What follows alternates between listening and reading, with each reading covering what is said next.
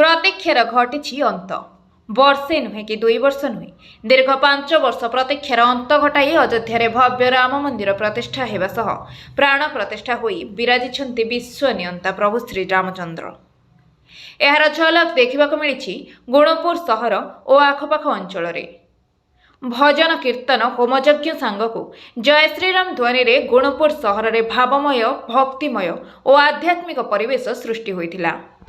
घरे घरे साही साही रे गौरीक ध्वजा आकर्षणीय झोटी सांगकू रामधुन समस्त विमोहित करिथिला।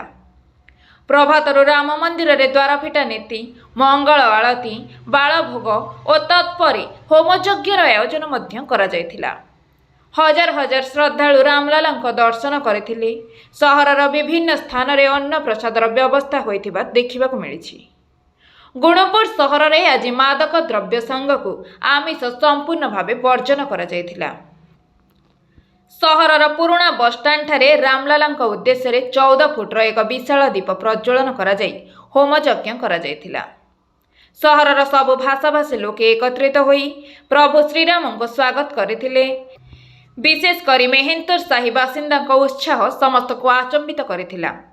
प्रति घरे आकर्षणीय झोटी सांगकू नाच गीत और आतशबाजी प्रभु श्रीराम उपस्थिति को सूचाउथिला।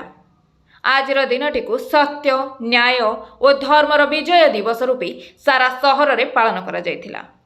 गुणपुर स्वतंत्र प्रतिनिधि विभु प्रशांत का रिपोर्ट, ओडिशा एकाम्र।